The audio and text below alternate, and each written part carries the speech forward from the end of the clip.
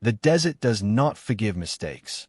It does not care about rank, reputation, or the medals pinned to your chest. It does not bow to arrogance, and it does not reward pride. The desert simply watches, silent and ancient, as men make decisions that will either save lives or end them. And on the morning of April 14th, in a remote stretch of rocky highland terrain 40 kilometers south of the Syrian border, the desert was about to watch something that no one in that compound would ever forget for the rest of their lives. The compound sat low against the hillside like a wound that refused to heal.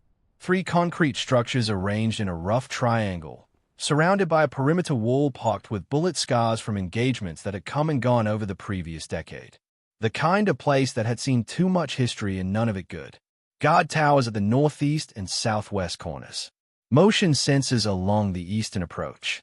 A diesel generator humming somewhere behind the main building, its vibration traveling through the packed earth like a pulse. And inside, somewhere in the third structure, the one with the reinforced door and the blacked-out windows, 7 hostages. 7 American aid workers who had been taken 12 days ago from a convoy that had strayed 40 meters off the approved route. 40 meters. That is how small the difference is between being safe and being taken. Captain Jordan Reeves of SEAL Team 7 had been staring at the satellite imagery for 11 hours straight. His eyes were red at the edges, his jaw carrying 3 days of stubble, and his tactical vest was still damp from the river crossing they had made 4 hours before dawn. He was 38 years old, 15 years in the teams, and he had run operations in 6 countries across 2 continents. He was not a man who frightened easily, and he was not a man who doubted himself. But he was, on this particular morning, a man who was deeply, profoundly, and perhaps fatally wrong about one thing. He was wrong about the sniper assigned to cover his team's extraction. "Command, this is Reeves. We are in position. Confirmed support assets are staged." His voice was low and even, the kind of voice that had been trained by years of controlled situations into something that almost never changed pitch, regardless of what was happening around him. The radio crackled.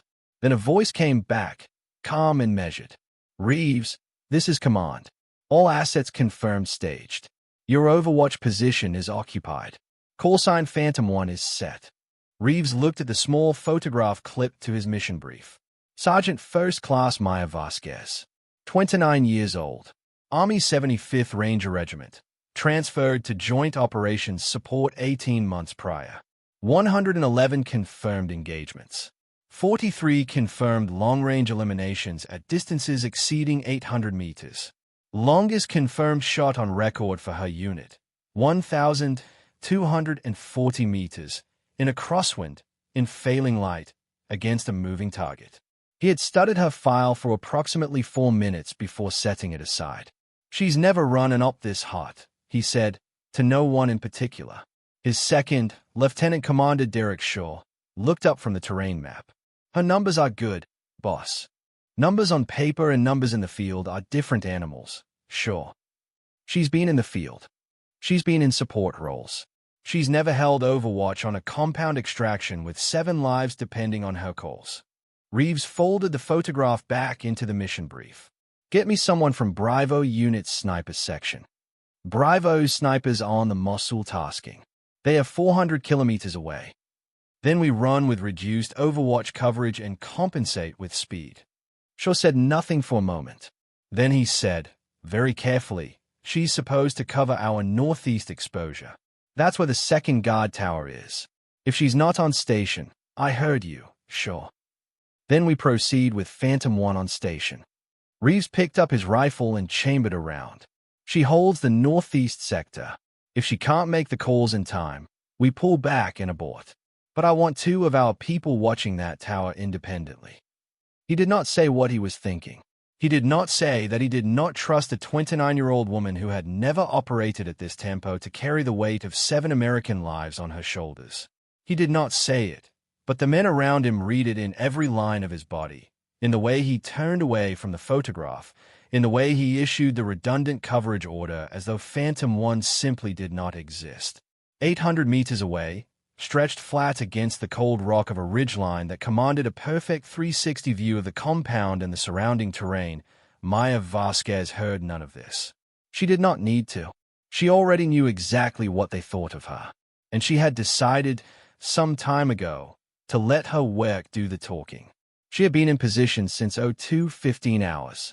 4 hours and 47 minutes of absolute stillness, her body pressed into the ghillie suit she had custom-modified herself, not the standard-issue version, but one she had painstakingly adapted over 6 months with local vegetation samples matched to the specific terrain profile of this region. From a distance of 15 meters, lying perfectly still, she was indistinguishable from the rocky scrubland around her. From 50 meters, she was invisible.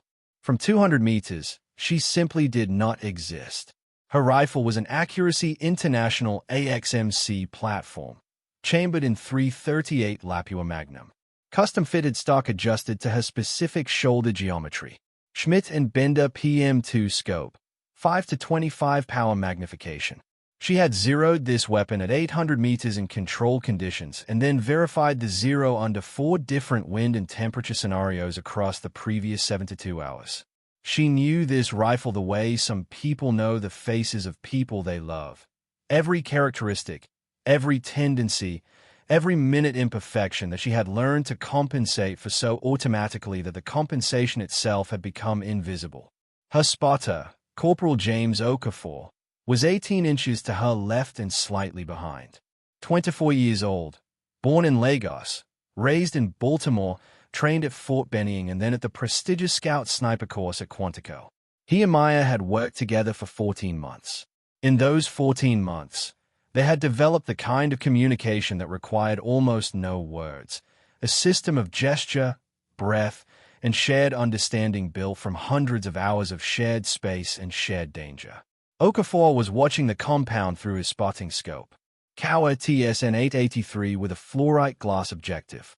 He was reading the wind from 3 separate visible indicators: the drift of smoke from the generator exhaust, the movement of a piece of fabric caught on the perimeter wire, and the barely perceptible shimmer of heat distortion rising from the packed earth of the compound yard.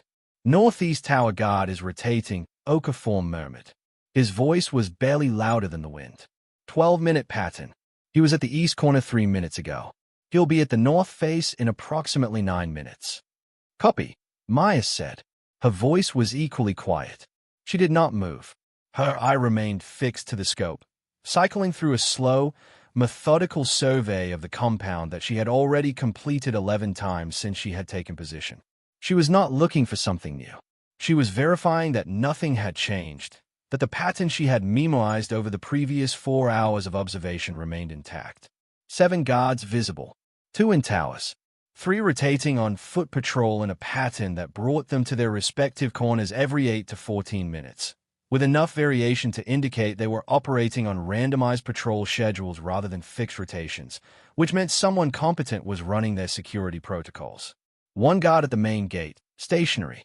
1 guard outside what appeared to be the vehicle bay, also largely stationary but with a tendency to drift 15 to 20 meters along the south wall every 30 to 40 minutes.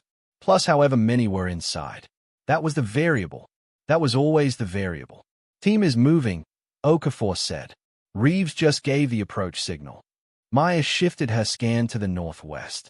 Below and to her left, almost perfectly invisible in the shadow of the terrain, she could see the slight disturbance of movement that was SEAL Team 7 beginning its approach. 7 operators moving in a textbook staggered column, hugging the dead ground, using every fold and crease in the terrain to stay below the sight lines of the guard towers. Reeves at the lead, short his shoulder. The other 5 spread behind them in a pattern that maintained tactical spacing while maximizing mutual coverage. They were good. They were very, very good.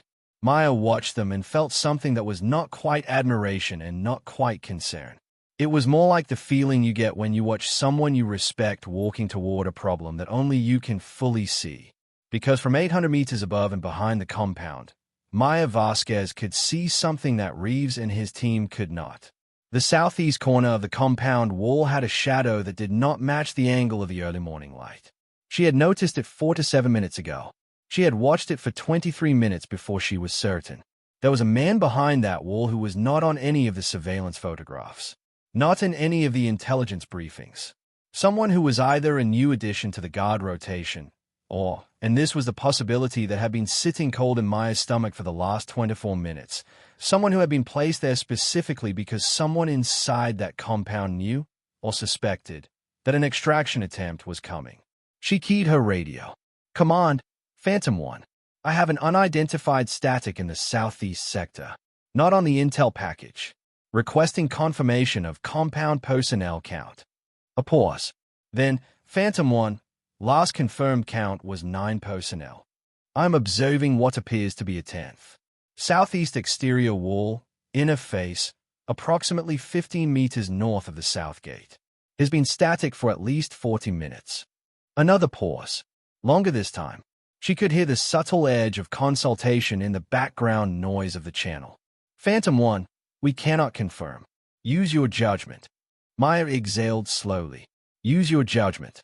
The 4 words that translated, in operational language, to, "We don't know, and the decision is yours, and if you're wrong, the consequences belong to you." She had heard those 4 words before. She had learned to sit inside them without flinching. She went back to her scope. The shadow in the southeast was still there. The man. She was certain now it was a man. The subtle shape of a shoulder and the edge of a weapon barrel visible in the way the shadow fell. Was not moving. He was waiting. He was waiting for the team to come through the gate. "Okafor," she said quietly. "I have a shot on the southeast static. Approximately 720 meters. Wind is 3 kilometers per hour, northeast to southwest. Temperature is holding at 11 Celsius. What are you reading for density altitude?" Okafor checked his Kestrel weather meter without lifting his eye from the spotting scope. "Density altitude is 840 feet. You've got a half MOA right correction built into your current dope." Confirmed.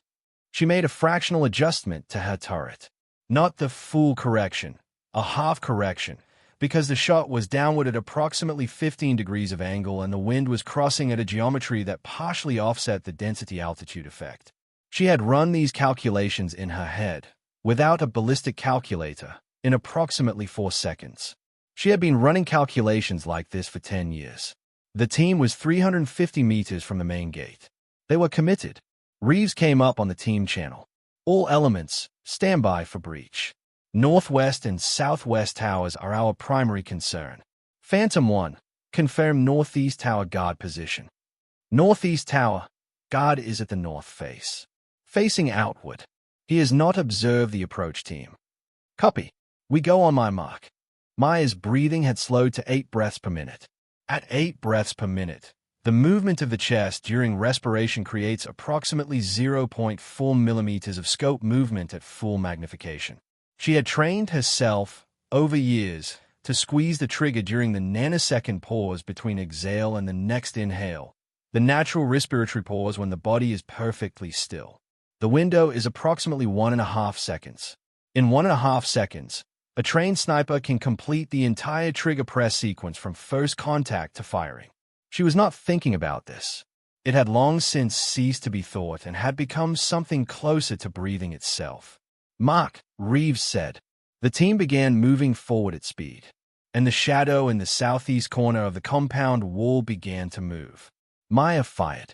The sound of the 338 Lapua Magnum leaving the barrel was a single, clean crack, sharp and definitive, the kind of sound that does not echo so much as announce.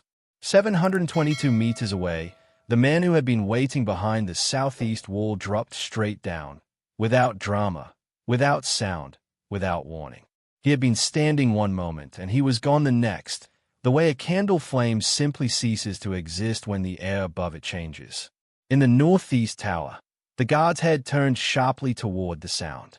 Okafor said, "Northeast tower is reactive. Is looking southeast." "I see him," Maya said. Her bolt was already cycling, her scope already transitioning. The northeast tower was not 722 meters. It was 831 meters. The angle was different. The wind had a slightly different vector at that distance because the compound wall created a minor deflection effect. She adjusted. Not the turret. There was no time for the turret. She held the correction in her mind, translating the ballistic data she had memoized into a precise aim point offset from center that existed only in her understanding of the physics. The guard in the northeast tower was bringing his radio to his mouth. She fired. 831 meters. The radio fell. The guard fell. Elapsed time since Reeves called Mark, 11 seconds. The compound had not yet raised an alarm. Inside the main gate, Reeves and his team were moving through the yard. Fast, fluid, the kind of movement that only comes from 10,000 hours of repetition. Two elements splitting left and right toward the primary structures, covering each other's movement in the practice choreography of people who have trained for exactly this scenario. The diesel generator was louder here, a steady, mechanical pulse that masked the sound of boots on packed earth. The smell of diesel exhaust and old concrete and something else, something organic and not quite right, hanging in the cold morning air. Reeves was heading for the third structure, the one with the hostages. Shaw was at his right shoulder. Northwest tower is clear. Southwest. Phantom 1, this is Shaw. Southwest tower status. Maya's voice came back immediately. Southwest tower guard went inside the structure at the base of the tower 7 minutes ago. He has not returned. I do not have eyes inside the structure. Recommend treat as unknown.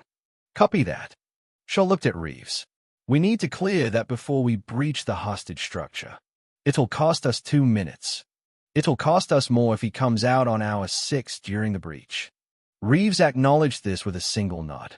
He directed two operators, Petty Officers Chen and Ramirez, toward the southwest tower base. They moved. Meanwhile, on the ridgeline, Maya was doing what she had been doing since 02:15, watching everything.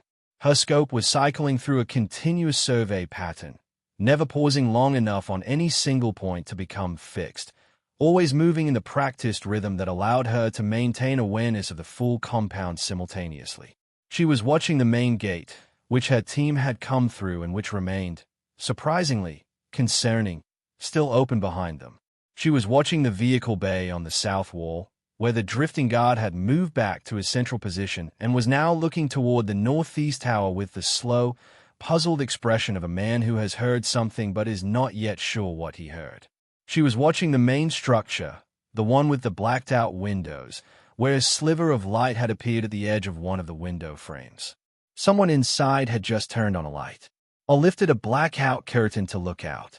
Either way, it meant someone inside was awake and alert. She keyed the radio. Reeves, Phantom 1. Activity in the main structure. First floor, second window from the north end. Someone just lit up or is looking out. Cannot confirm number of personnel. Reeves did not break stride. Copy. How many warm bodies are you tracking in the compound? I have 5 remaining from the original roster, minus the 2 I engaged at breach. Your 2 men are moving on the southwest tower base.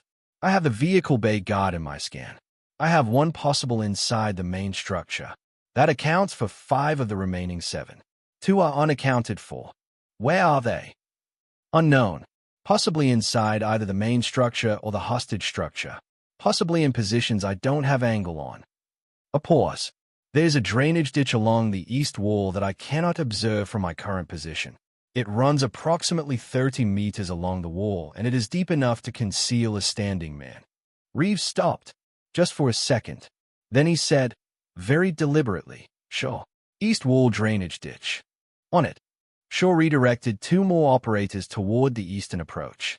And this was the moment, standing in the compound yard in the gray pre-dawn light, with his team split across 3 simultaneous tasks and 7 hostages 60 meters away behind a reinforced door, that Jordan Reeves had a thought that he would not admit to anyone for months afterward. He had the thought that the woman on the ridgeline was very, very good at her job. The drainage ditch along the east wall contained 2 men.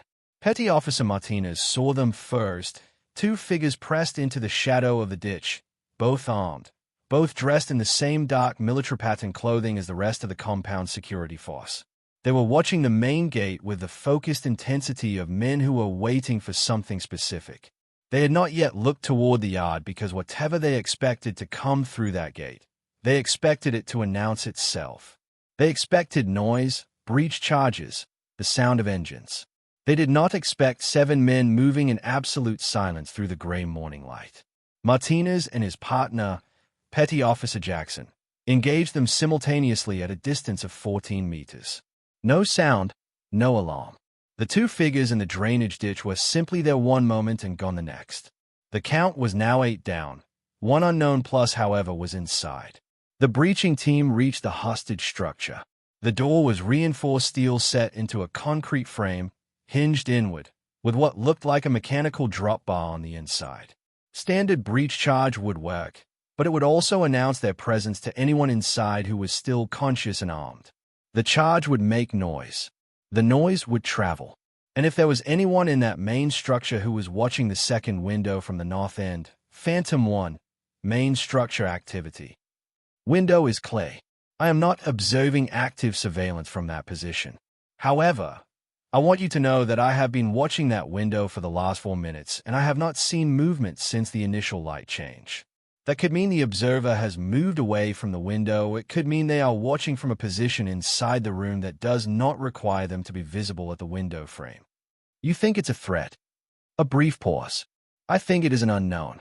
And in my experience, unknowns in compounds like this tend to resolve badly.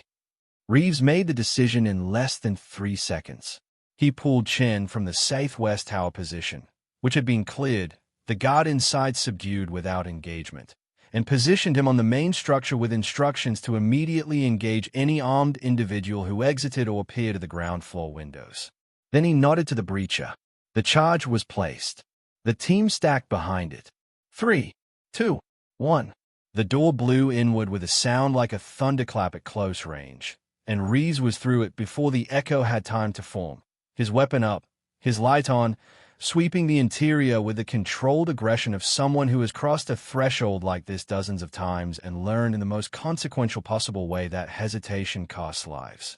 7 people, all alive, all in varying states of distress. 2 were sitting against the far wall with their arms bound behind them. 3 were lying on what appeared to be military-style cots. 1 was standing in the corner near what looked like a water supply. And 1, a young woman in her mid-20s, her face marked with a particular hollowness that comes from 12 days of captivity and not enough food, was standing in the center of the room, arms out, as though she had been waiting for the door to open. "American military," she said. "Yes." Reeves stepped forward. "You are all going home. Right now." And that was when the main structure opened fire. It was not 1 shooter. It was 4. The main structure, which the intelligence package had categorized as a logistics and administration building, was apparently also a fallback fighting position, fitted, at some point in the recent past, with reinforced window frames and the kind of firing ports that you do not install unless you are planning for exactly this scenario. 4 gunmen, positioned at the 4 ground floor windows facing the yard, opening up simultaneously with assault rifles on fully automatic, pouring fire into the space between the main structure and the hostage structure at a combined rate that turned the open yard into something that was no longer crossable. Ramirez went down immediately. Not killed, hit in the upper thigh, a through-and-through that would be serious but not fatal if he got treatment in the next 30 minutes. He was able to move, dragging himself toward the shelter of the hostage structure's exterior wall, his own weapon still up, still returning fire. Shaw took cover behind a concrete water storage tank. His team spread in whatever cover the yard offered, which was not much. Chen was on the far side of the main structure from the firing ports, which meant he was effectively out of the fight for the moment, unable to move around to engage without crossing an open angle. 831 meters away, Maya Vasquez did not need the radio to tell her what was happening. She could see all of it. The firing ports, the muzzle flashes, the positions of every member of the team in the yard. She could see Ramirez on the ground, and she could see the angle of fire that was keeping him there, and she could see exactly what needed to happen, and the only question that had ever mattered in situations like this, was whether she could make it happen fast enough. 4 shooters, main structure, she said into the radio. Her voice had not changed. Ground floor, all 4 windows facing the yard. I have angle on 3 of the 4. Window 4 is partially obstructed by the water storage tank. Okafor, I need you to move 15 meters northeast to give me angle on window 4. Okafor was already moving. In the world of precision sniper teams, spotters do not ask why. They move. Sure, this is Phantom 1. I need your team down. Get flat and stay flat for the next 40 seconds. Shaw's voice came back strained and clipped. We're taking fire. I know. Get flat. A moment's hesitation. The kind that a man who has been taught his entire career to distrust assets he does not know generates automatically. Then Shaw's voice, in the team channel. All elements. Get flat. Now. The SEAL team went flat. Maya began. Window 1 was 806 meters from her position at the specific angle she was using. The shooter in Window 1 was partially visible. She could see his right shoulder and the barrel of his weapon and the edge of his profile when he leaned into the fire.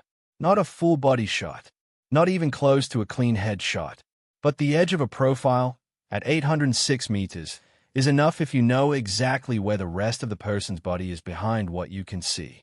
She knew. She fired. Window 1, empty. Window 2 was 818 meters, a slightly different angle, and the shooter there had pulled back slightly from the port to reload, which meant she had approximately 2 seconds before he would be back in position and back in the fight. She did not wait for him to reappear.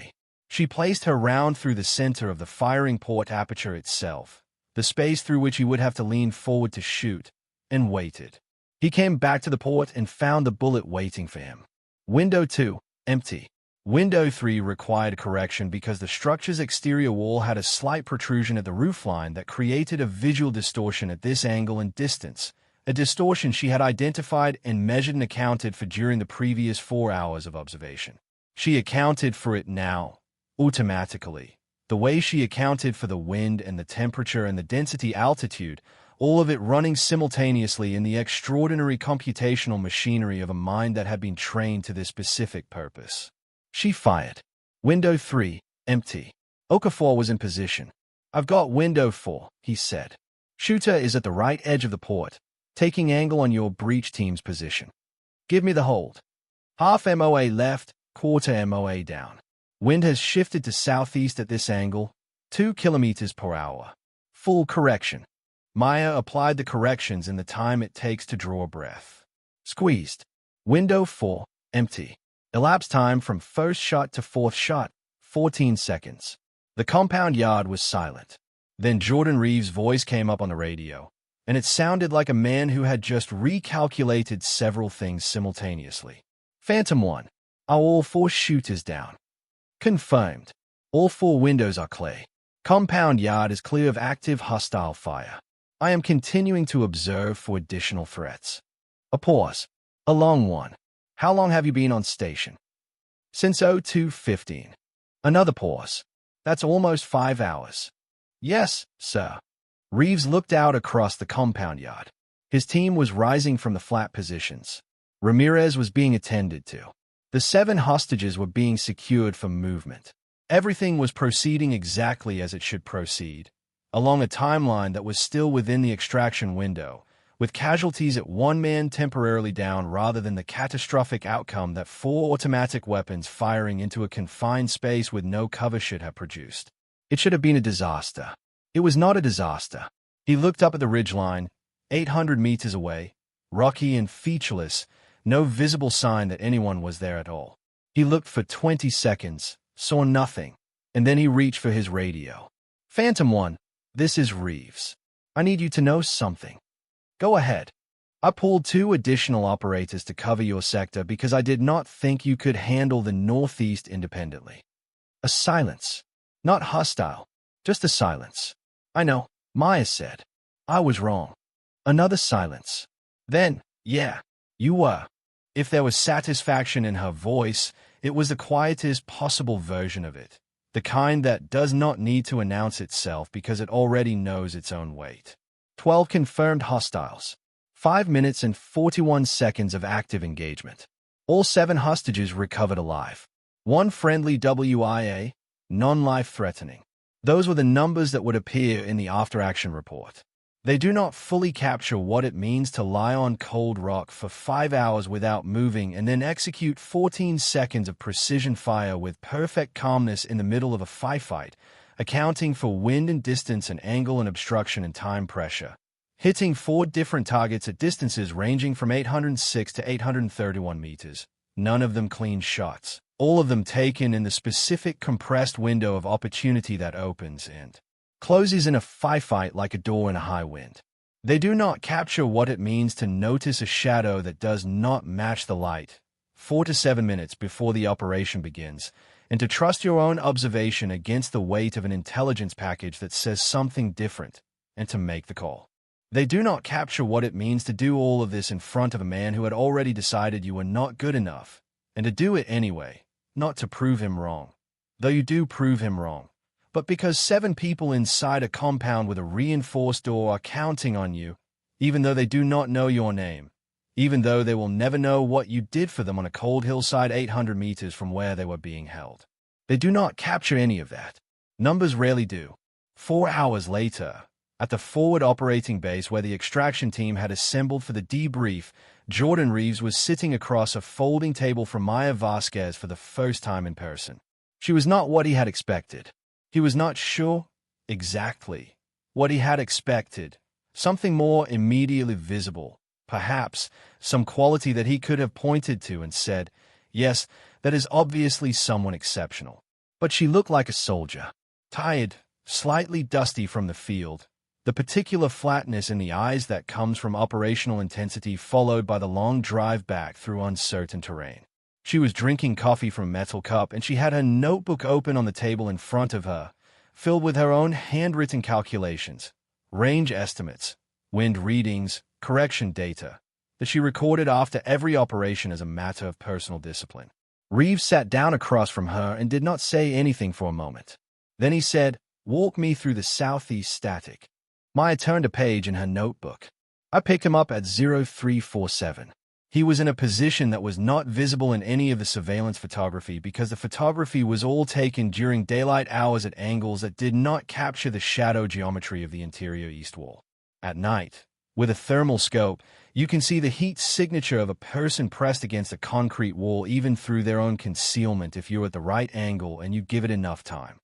You were on thermal. For the first 2 hours, I transitioned to optical when light came up, but by then I had already fixed his position. She looked at the notebook. He was a static weight ambush. He was placed there specifically to engage anyone entering through the main gate.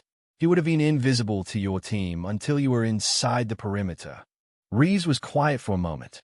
How many of my men would that position have taken? Depending on his weapon, which appeared to be an RPK based on the outline I was able to observe, and depending on his discipline, that position at that distance from the gate could have engaged 4 to 6 operators before your team could have identified the source and suppressed it. 4 to 6. Reeves nodded slowly. He was doing the arithmetic that good commanders do after operations, the version of the operation that did not happen, the casualties that were not taken, the weight of decisions made and not made. It is an uncomfortable arithmetic. It is also a necessary one. The 4 shooters in the main structure, he said. You saw them ahead of us. I saw the light change in the window at 0619. I reported it. I did not have confirmation of how many are their exact positions until they opened up. But you had angle on 3 of the 4 windows already. Yes, the positioning on the ridgeline was chosen partly for that angle. The drainage ditch east wall position was also factored into the ridgeline selection. She paused. The 4th window was the problem. Okafor's movement to the northeast position was something we had discussed as a contingency during the planning phase. We knew that if the northeast tower guard was down, that northeast angle opened up. You planned for that. We planned for several contingencies. That one happened to be the one we needed. Reeves looked at her for a long moment. Then he leaned back in his chair and said, with the directness of a man who respects directness, I didn't think you could run this operation. I want you to know I understand that I was wrong. Maya looked at him across the table. There was no performance in her expression, no triumph, no residual bitterness, no theatrical magnanimity, just the steady regard of someone who has been doing difficult things for a long time and has made her peace with the fact that people will underestimate her and that the way you respond to being underestimated is by doing the work. I know you didn't, she said. I've known since the planning brief when you ordered redundant coverage of my sector. Did it affect your performance? She thought about this for a genuine moment. No, but it could have. If I were a different kind of person, knowing that the team commander had written me off before the operation started could have introduced doubt. And doubt at 800 meters is a problem. What stopped it from being a problem for you? She picked up her coffee. Practice, she said simply. I've been underestimated my entire career. I've had a lot of practice not letting it in. Something shifted in Reeves's expression. Not sentimentality, he was not a sentimental man. Something more like the specific respect that one professional extends to another when they recognize a quality they genuinely admire. He reached across the table. Not a dramatic gesture, just a hand extended. She shook it. I'd like to request you for the next joint operation, he said. If you're available, talk to my command. I will. He started to rise, then stopped. One more question. Go ahead. The fourth shooter. Window 4. Okafor gave you the correction and you applied it and fired in. I'm estimating from the timeline. Less than 3 seconds from when he finished reading you the data. 2.4 seconds, Maya said. I was already doing the preliminary work on the geometry while he was moving into position. 2.4 seconds. At 831 meters. Full correction applied. Yes. Reeves shook his head slowly. Not in disbelief, but in the particular way that a person of genuine competence acknowledges a level of competence that exceeds their own frame of reference. How long did it take you to get there? He asked. To that level? Maya considered the question. 12 years, she said. 12 years since the first day I picked up a rifle. 12 years of mornings at the range before anyone else arrived and evenings at the range after everyone else left. 12 years of building the database in my head. Every condition, every correction, every variable. 12 years of making the mistake first in training, so I would not make it in the field. She looked at her notebook. And 4 hours and 47 minutes of lying on a cold rock this morning, doing the work. She closed the notebook. The work is always the answer, she said. It's just not the answer most people want to hear because it's not fast and it's not easy and it doesn't come with a shortcut. Before we reveal exactly what happened during the extraction team's debrief, and the request that came down from a level far above Captain Reeves 3 days after this operation, drop a comment telling us where in the world you're watching from and hit subscribe. Because what happened next would change the trajectory of Maya Vasquez's career in ways that even she did not see coming. And the details of the commendation that was written about her performance that morning are ones that no one in the military community who has read them has ever forgotten. The commendation was written by Reeves himself, which was unusual. Commendations of this type were typically authored by an operator's direct commanding officer, coordinated upward through the chain of command, and arrived on the desk of the relevant authority carrying the institutional weight of multiple endorsements. This one arrived with a single name on it, written in the blunt, unadorned language of a man who had spent 15 years learning that clarity mattered more than eloquence. It read, in part, Sergeant First Class Vasquez demonstrated a level of sustained precision engagement under combat conditions that I have not previously observed in 14 years of joint and special operations service. Her performance on April 14th was not a product of exceptional circumstances or favorable conditions. It was the product of preparation so thorough that it converted a potential catastrophic failure into a mission success. Without her early identification of the southeast static and her subsequent engagement of 4 armed hostiles in the main structure during the critical extraction window, I estimate Team's 7 casualties at 3 to 4 killed and 2 to 3 wounded. Instead, we have 1 wounded and 7 recovered hostages. That differential is entirely attributable to Phantom 1. The commendation sat on the desk of Brigadier General William Hartley for approximately 40 seconds before he picked up his phone. Maya was informed of the general's interest in a meeting 2 days later, in the kind of toast message that does not explain itself and does not need to.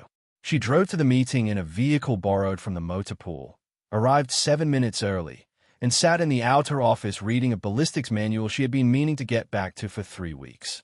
When she was shown in, Hartley was standing at the window of his office, not sitting behind his desk in the authority position, but standing at the window, which Maya read as a deliberate choice, a signal that this was not going to be a formal session. Sergeant Vasquez, he said, without turning around immediately. 14 seconds. Sir. He turned. He was 61 years old, with a kind of face that has been compressed by decades of difficult decisions into something that no longer changes easily, and he was looking at her with an expression that she found difficult to read.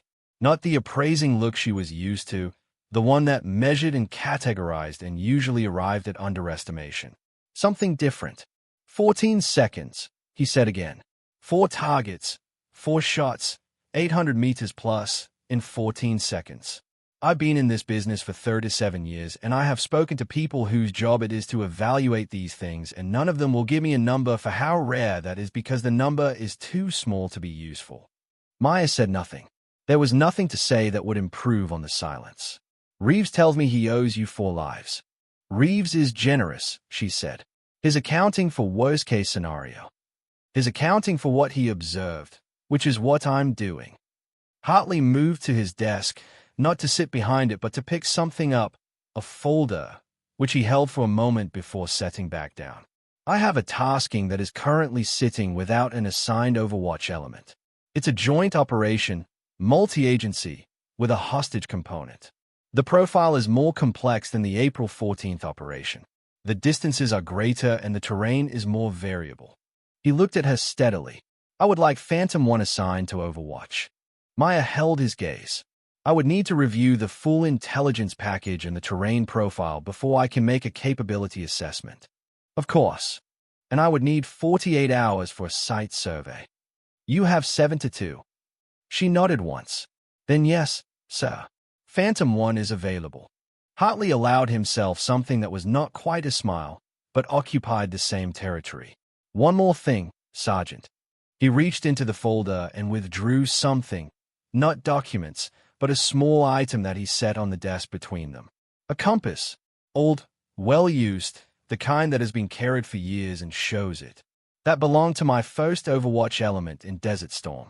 A sergeant named Torres. Best shot I ever worked with, at the time. He paused. Torres would have been impressed by your file. Maya looked at the compass. She understood what was being offered. Not the compass itself, but the lineage it represented, the acknowledgement that she occupied a specific space in a specific tradition. She picked it up carefully. Thank you, sir, she said. And she meant it. The mountains of northern Afghanistan do not look like the mountains of anywhere else on Earth. They have a specific quality of light in the early morning, a cold, blue-gray luminescence that falls across the ridgelines like something poured rather than something shining, as though the light itself is reluctant to arrive and is only doing so under obligation. The rock is ancient here, compressed by geological time into formations that have no interest in human concerns and no awareness of human passage. Eagles circle at altitudes that would require oxygen equipment for men on foot. The wind comes from directions that change without announcement and carries temperatures that can drop 15 degrees in 40 minutes as weather systems move through the high passes without warning. It is not a forgiving landscape. It is not a landscape that accommodates mistakes. It is, however, a landscape that rewards patience.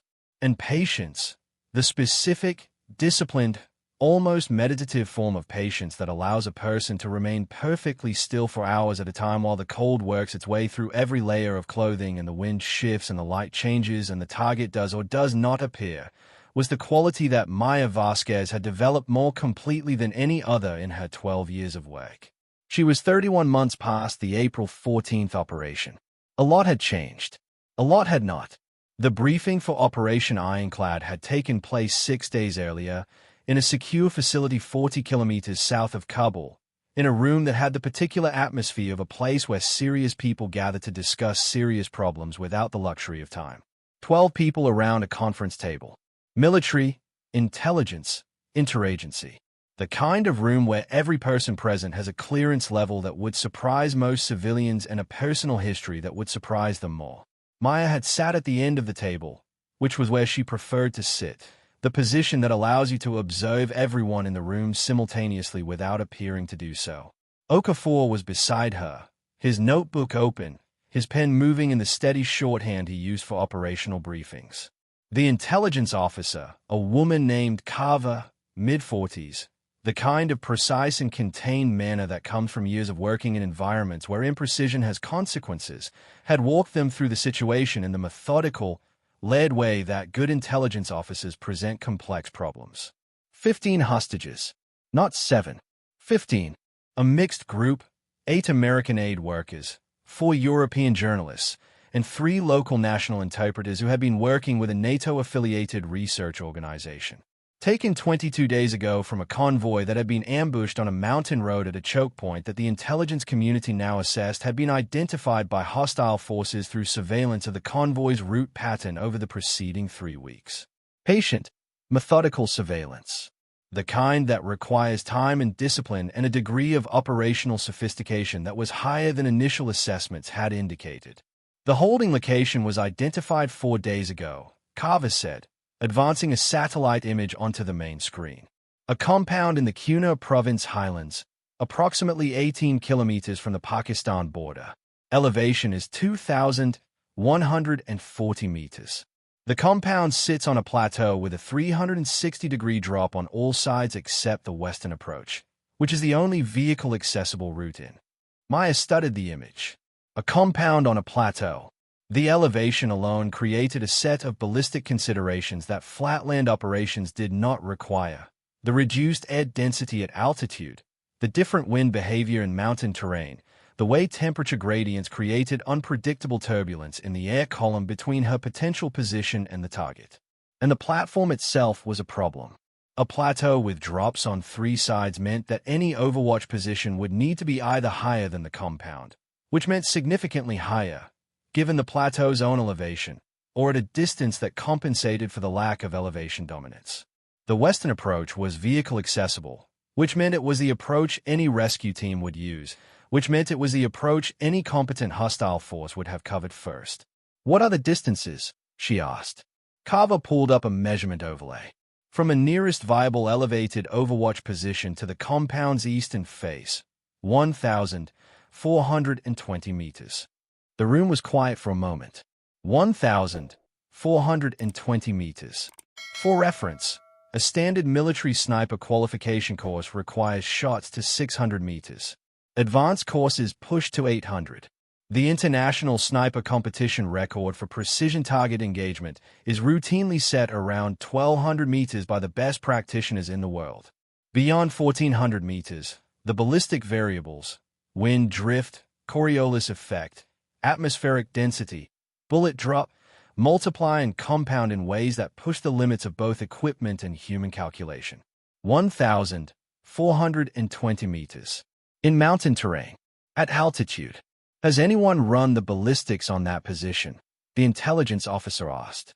I will, Maya said simply. Carver looked at her for a moment, then moved on. The extraction plan was built around a helicopter insertion onto the western plateau approach, 2 MH-60M Black Hawks carrying a combined force of 14 operators from a joint Army-Navy element, with Maya and Okafor deployed separately to the eastern Overwatch position via a 48-hour ground infiltration that would begin the night before the main force insertion. 48 hours on foot in mountain terrain at altitude to reach a position no one was entirely certain was achievable. The eastern position is theoretical, the mission commander, a colonel named Bridges, said, in the tone of someone who has just said something significant and is watching to see how the room receives it. We believe it is accessible, but we have not done ground confirmation. The satellite imagery indicates a suitable rock formation, but satellite imagery does not tell us about ground stability, the presence of local population movement in the area, or whether the position provides the angles we need. Phantom 1 would be making an assessment call on the ground. Maya nodded. That's standard. At 1,400 meters. The distance is a variable, she said. The position quality and the preparation time are the factors I need. If the position is clean and I have 72 hours, the distance is manageable. The colonel looked at her with the careful expression of a man who is trying to decide whether to believe something that stretches his previous understanding of what is manageable. Then he looked at Reeves, who was sitting 3 seats to Maya's left. Reeves said, without expression, believe her. 2 hours before the team's insertion, high on a rock face that no vehicle could reach and no casual observer would have reason to look for, Maya Vasquez completed her position preparation and lay down behind her rifle for the first time in the operational stance. The view from the position was extraordinary and terrible in equal measure. Extraordinary because the mountain landscape spread out below and around it in every direction with the particular magnificence of terrain that has never been made comfortable for human occupation. Terrible because the compound, viewed from this distance at this angle, was very small. Not small in the way that things look small from distance, which is a perceptual phenomenon that the brain can compensate for. Small in the operational sense, the specific smallness of a target that requires you to place a projectile traveling at 860 meters per second into a space measured in centimeters after it has traveled 1,420 meters through air that is moving and changing and conspiring with gravity and the rotation of the Earth to pull it away from where you need it to go. She settled in. She began watching. She began building the database. For the next 31 hours, through the remaining daylight of the first day, through the night during which she and Okafor rotated 3-hour observation and rest periods, through the entire second day and into the second evening, she did nothing but observe, measure, record, and calculate. The wind at the position, the wind at the compound, inferred from visible indicators at distance. The temperature gradient between her elevation and the compound. The way the morning light changed the thermal behavior of the air over the plateau. The patrol patterns of the guards. The number of armed individuals. The entry and exit points. The structures. The vehicles. The shadows. She built a mental model of that compound that was more detailed and more accurate than any intelligence photograph could provide, because photographs capture moments and Maya was capturing patterns. Photographs show what is. Observation over time shows what is likely, what is recurring, what is the behavior of a system rather than the appearance of a snapshot. By hour 31, she knew the compound the way she knew her rifle. The insertion happened at 0320 on the third day. 2 Black Hawks coming in low from the west, using the mountain terrain as radar masking, dropping the assault element onto the plateau's western approach while still 1 kilometer from the compound and moving the last kilometer on foot. The aircraft were gone before the guard towers could have had time to do more than wonder at the sound. At 0340, the assault team was in position outside the compound's western wall. Maya's radio was live.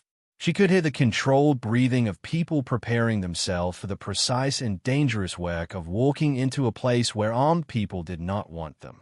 Phantom 1, this is Bridges. What are you seeing? 3 guards visible on the exterior. Northwest tower, 1 guard, currently facing north. Southeast corner, 1 guard, moving on what appears to be a 40-meter patrol pattern. Main gate, 1 guard, stationary.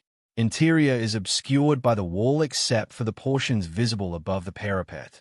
I have thermal imaging confirming body heat signatures in the central structure. I count between 12 and 16 signatures, but the thermal penetration through the structure's walls is inconsistent at this range and I cannot give you an accurate count. 12 to 16 inside, 3 outside. Yes, plus any unknowns in positions I cannot observe. She paused. The drainage approach on the south wall has a heat signature that I cannot fully account for. It may be an equipment heat source, generator coolant, vehicle exhaust, or it may be a person. I want you to know about it. Copy. Also, the Northwest Tower Guard has been looking west more frequently in the last 12 minutes than at any other point in my observation window. He may have heard the aircraft. He may be on a heightened alert status. What's his current orientation? Still north, but his body angle has changed. His scanning wider than his previous pattern. Copy that. Bridges to all elements. Northwest Tower is elevated awareness. Adjust approach. A brief pause. Phantom 1, I need you to be aware. The distances we are working with today are beyond what any of us have done before in a live environment. Are you confident in your capability at this range? The question was asked professionally, without condescension, without the specific dismissiveness that Maya had encountered in other briefing rooms from other commanders. Bridges was simply doing what any commander should do before relying on an asset, verifying. I am confident, she said. I want 4 to 5 seconds between targets to verify the next position. Do not call for simultaneous engagements. You have 4 to 5 seconds. Longer if you need it. 4 to 5 is enough. She did not tell him that she had already run the solutions for every probable target position she had identified in the previous 31 hours. She had done this not as an exercise but as a live calculation, building the firing solution for each position based on the current conditions, current wind, current temperature, current atmospheric data, and adjusting each solution as the conditions changed through the night and into the early morning. The solutions were in her notebook. They were also in her head. The notebook was the backup. The breach began at 0347. The assault team went over the western wall at 3 points simultaneously. Quiet, fast, the kind of movement that produces almost no sound if you have practiced it enough and if you have the right equipment, and if the people you are working with are the specific category of excellent that only comes from selection processes designed to find people who do not break under pressure. Maya watched the Northwest Tower Guard. At 0348, he stopped scanning and looked directly west. He had heard something. Phantom 1 to Bridges. Northwest Tower Guard has oriented west. He has identified something. Engage. 1,443 meters. She had updated this specific distance measurement 4 times during the observation period as she refined her position geometry. The wind at her position was 4 kilometers per hour, northwest. The wind at the compound, based on the smoke drift from the generator stack she had been reading for 31 hours, was running at approximately 6 kilometers per hour, slightly more southerly. The temperature at her position was 3 Celsius. The air density at the compound's 2,140-meter elevation was meaningfully lower than standard atmosphere. She had already done this math. She had done it and then done it again and then done it a third time 6 hours ago and verified that the answer was the same each time. She applied the solution. Squeezed. At 1,443 meters. The bullet's flight time is approximately 2 full seconds. In 2 seconds, the world continues. The guard continues. The wind continues. 2 seconds is a very long time for a projectile that has left the barrel and is no longer under any human control. It is now entirely subject to the physics of the environment through which it must travel. Maya watched the guard through the scope. 2 seconds. He dropped. Okafor let out a single, quiet breath through his nose. He said nothing for a moment. Then he said, "Wind held." It held, Maya agreed. "Target down. Northwest Tower," she reported. "Copy," Bridges said. "Team is moving." What followed over the next 23 minutes was the most demanding sustained engagement of Maya Vasquez's operational career. The southeast corner guard heard the team moving at 0351 and raised an alarm before he could be subdued. A single shout, not long, cut off quickly, but enough. Enough to wake people. Enough to bring armed individuals who had been sleeping in the central structure to windows and doorways and the kind of ready but disoriented state that is more dangerous in some ways than a prepared defense, because disoriented people with weapons make unpredictable decisions. 4 men came out of the central structure's main entrance at 0353. They were armed and they were moving and they were oriented toward the sound of the breach team's movement along the west wall interior. 4 hostiles. Main structure entrance. They have your team's position, Maya said. Her voice had the flat, informational quality of someone reporting weather. Not because she was unaffected by what was happening, but because affect is not useful in this moment and she had long since learned to put it somewhere else until the work was done. Engage, Bridges said. The 4 individuals were moving. Moving targets at 1,400 meters introduce a calculation that goes beyond the standard ballistic solution. The lead calculation, the assessment of speed and direction, and the anticipation of where the target will be when the bullet arrives rather than where the target is when you fire. At 1,400 meters, 2 seconds of flight time means 2 seconds of movement to account for. First target, moving right, approximately 1.4 meters per second. Lead calculation, 2.8 meters at distance. She applied it and fired. 4 to 5 seconds for the second target. Not because she needed 4 to 5 seconds. She could have gone faster, but because she had promised 4 to 5 and she was using the time to re-read the wind and verify her input data had not changed in the interval. Second target, stationary now, having taken cover behind a vehicle in the compound yard. Partially visible, edge of right shoulder and right arm. The same type of shot she had made at 800 meters on April 14th. now scaled to 1400. She breathed. She fired. Third target had moved inside the structure, which meant she no longer had him. She reported this to Bridges. Team has him, Bridges said, which meant the breach element had engaged and resolved the third individual. Fourth target came back out of the main entrance at 0356, moving fast, moving for the southern wall, clearly trying to reach the vehicle bay and presumably a vehicle or communication system. He was running at approximately 5 meters per second. Lead at 1400 meters for a target running at 5 meters per second, 10 meters. 10 meters of lead at 1400 meters is a hold point that places the aim point well clear of any visible target indicator. You are not shooting at the person. You are shooting at a point in space that the person will occupy in 2 seconds, based on your assessment of their current speed and direction, assuming they do not change either. They changed. He cut left at 0356 plus approximately 1 second. She tracked. She adjusted. She waited for the geometry to close again, for the lead calculation to re-establish itself around the new direction. He cut left again. She tracked. His zigzagging, Okafor said quietly. I see him.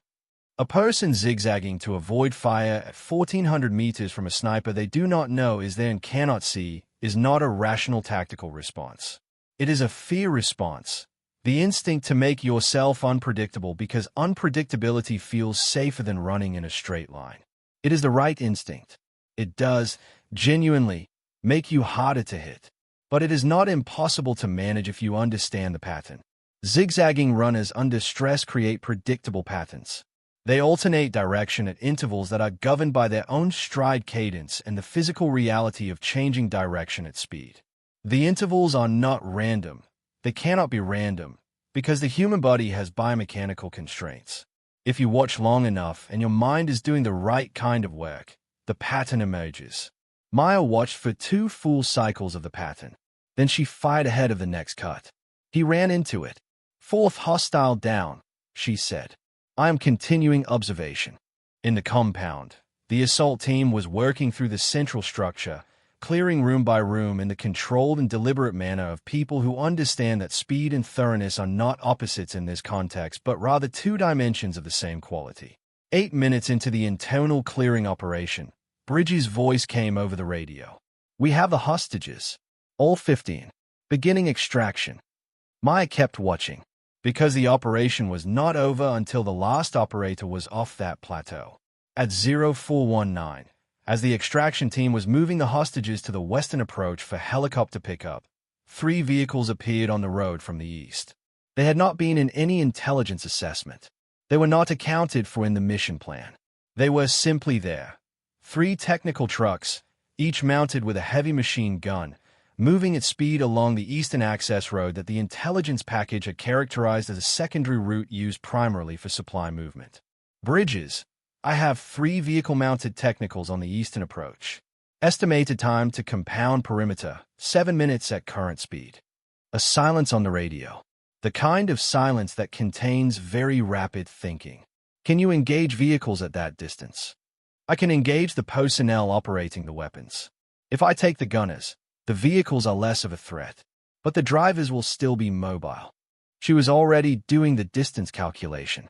The vehicles were approximately 1,100 meters from her position, moving targets, but moving along a road, which meant their direction was predictable.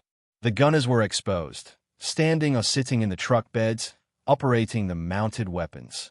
Clear target profiles. What do you need? I need your extraction to move faster. Get everyone to the LZ. The Black Hawks need to be on the ground in 3 minutes. 3 minutes is, I know what 3 minutes is, she said. I will buy you 3 minutes. Get moving. She did not wait for his acknowledgement. She was already running the solution on the lead vehicle. 1,108 meters. Moving target. Speed approximately 40 kilometers per hour on a road that was curving gently to the right, which meant the track was slightly arcing rather than linear, which introduced a small correction for the changing heading angle over the flight time. She fired. The first vehicle's gunner went down. The vehicle did not stop. The driver kept moving, perhaps not yet understanding what had happened. She cycled and moved to the second vehicle. 1,000, 120 meters now. The second vehicle slightly behind and to the right of the first, its gunner visible, standing, watching the compound ahead. She fired. The second gunner went down.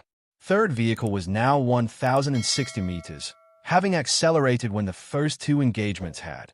She could see this in the sudden increase in headlight intensity as the vehicle surged. The gunner on the third vehicle had dropped below the level of the truck bed, having apparently understood what was happening. She waited. He had to come back up. The gun had to be manned if the vehicle was going to serve its purpose. He was in there, calculating the same thing she was calculating, whether the risk of exposure was worth the tactical value of having the weapon in play. He came up.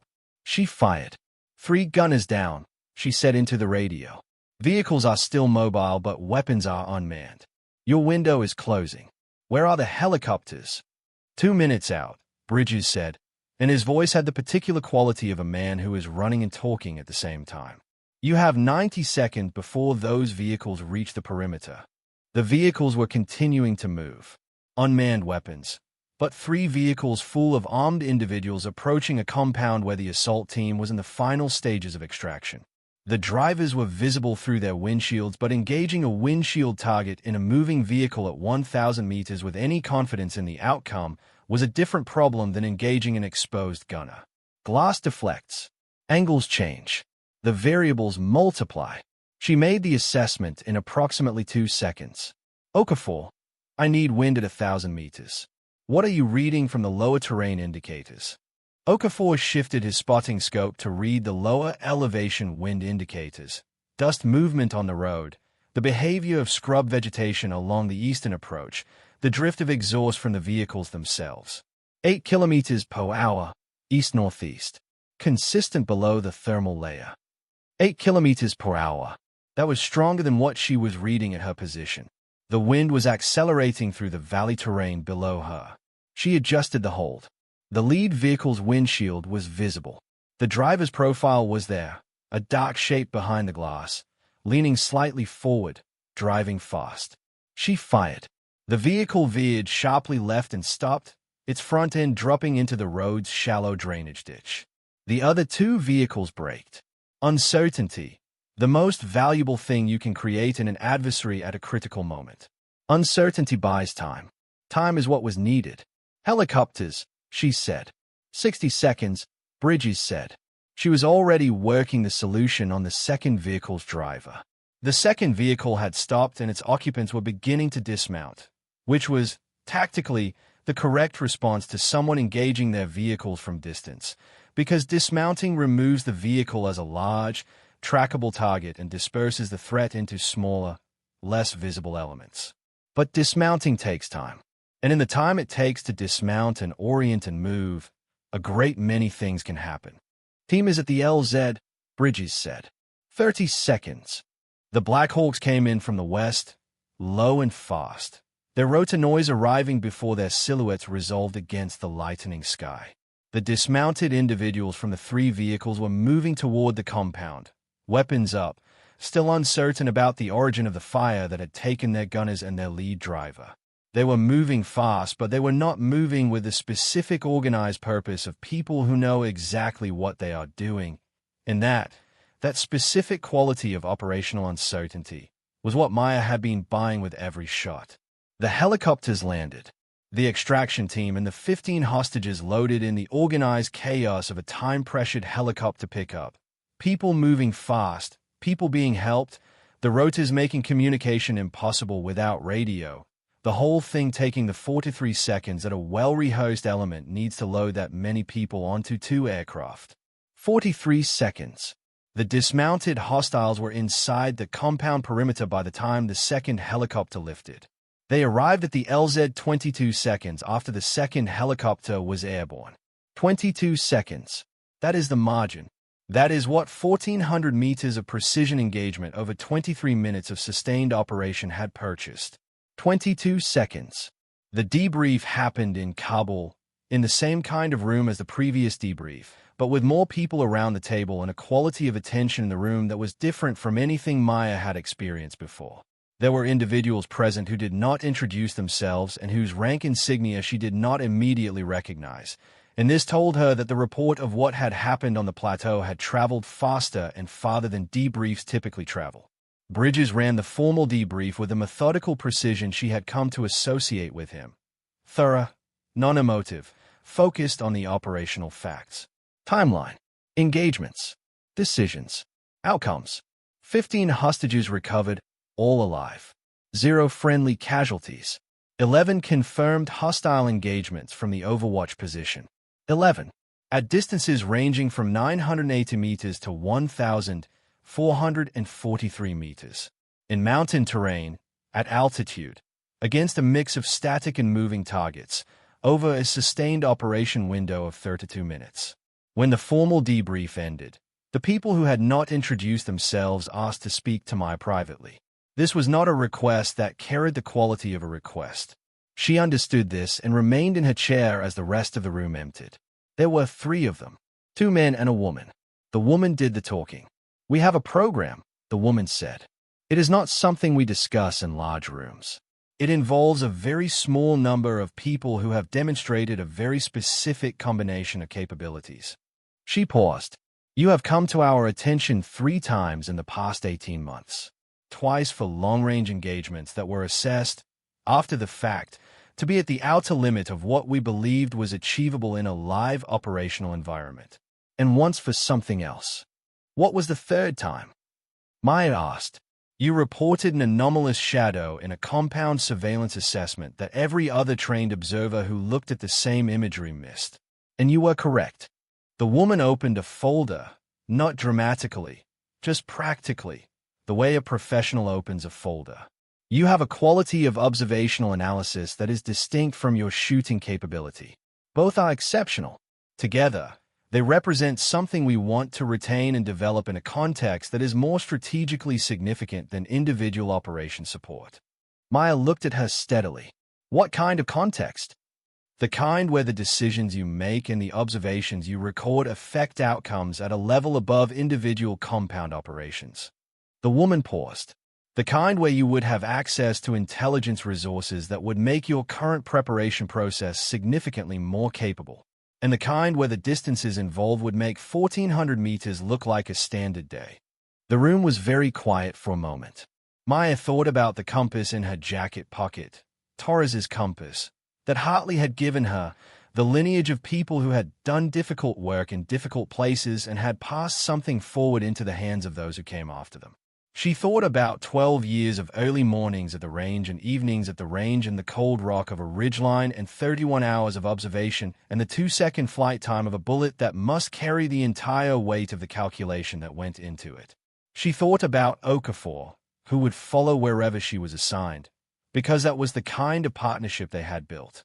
She thought about the 7 people from April 14th and the 15 people from this morning and the fact that there would always be more and that somewhere, right now, in a compound or basement or mountain holding location, there were people who were waiting for someone to make the call and hold the position and do the work.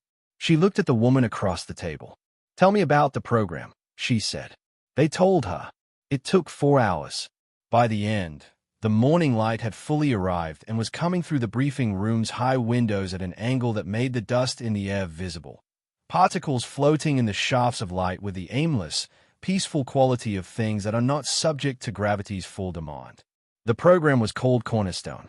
It was, in the dry institutional language of its founding documents, a precision capability development and employment initiative designed to provide strategic-level direct action support in denied environments.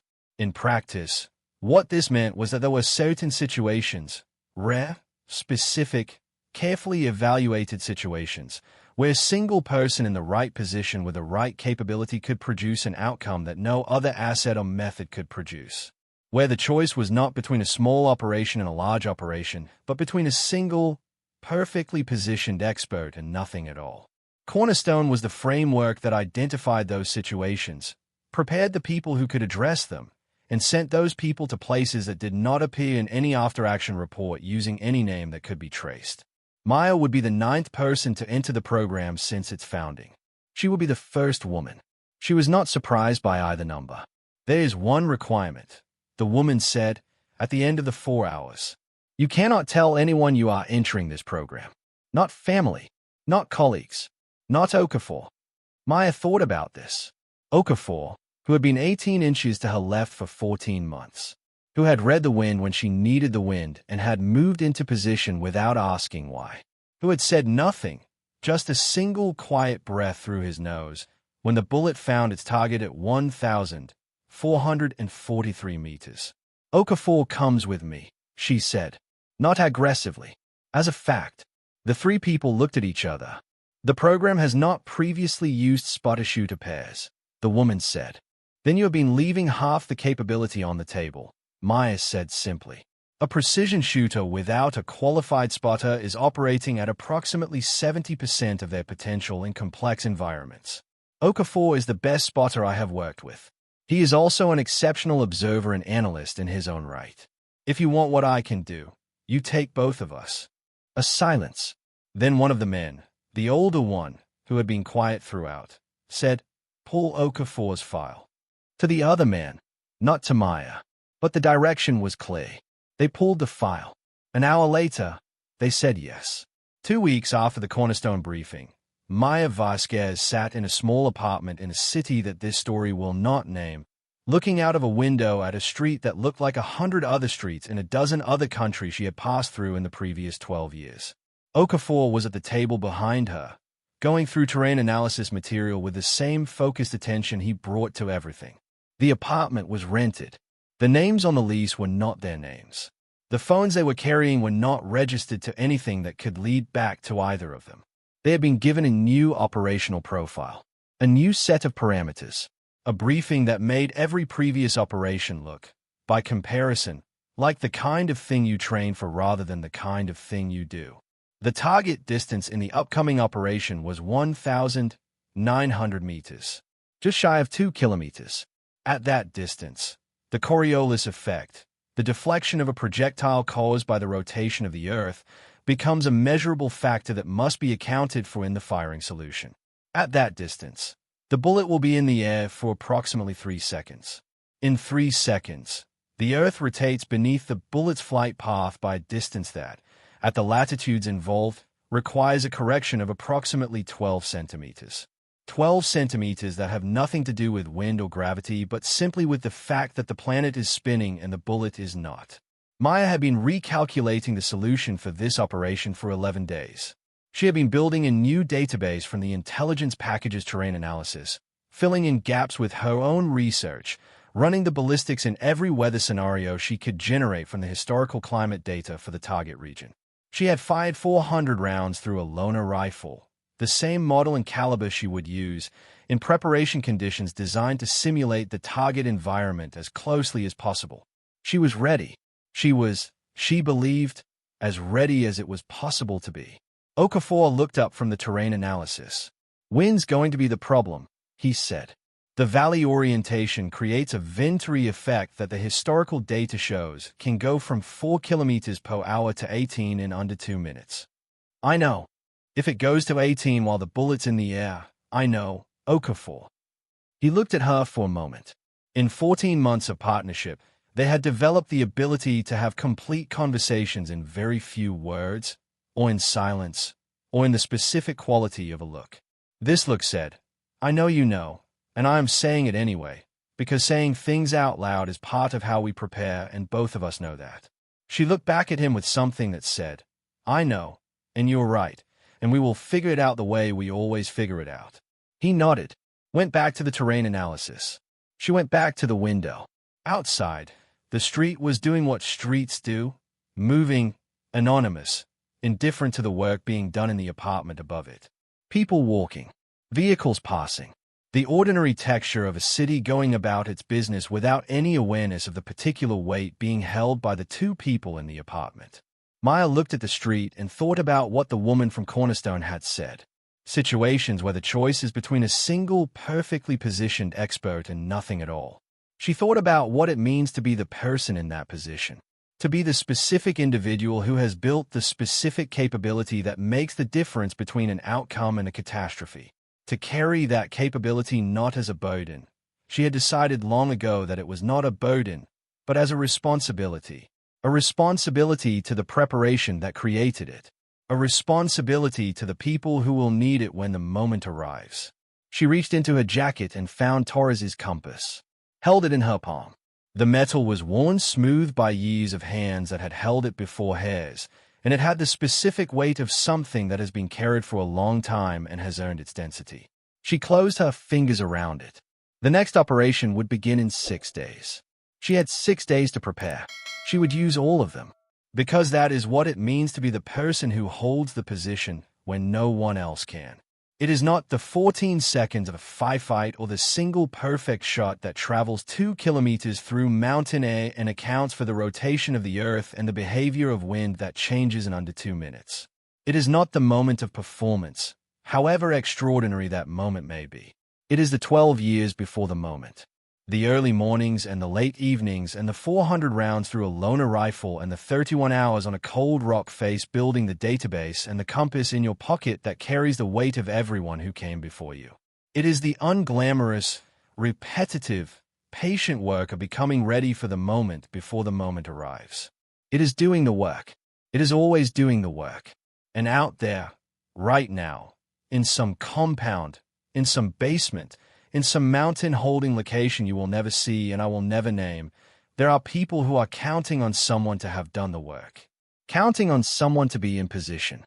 Counting on the person on the ridgeline to have been there since 02:15, still impatient and ready, doing the work that will determine whether they come home. Maya Vasquez clicked the compass closed. She picked up a notebook. She went back to the calculations. If this story moved you, don't forget to subscribe for more stories of extraordinary individuals who do extraordinary things in the shadows when no one is watching and nothing is easy and the work is always the only answer. Thanks for watching.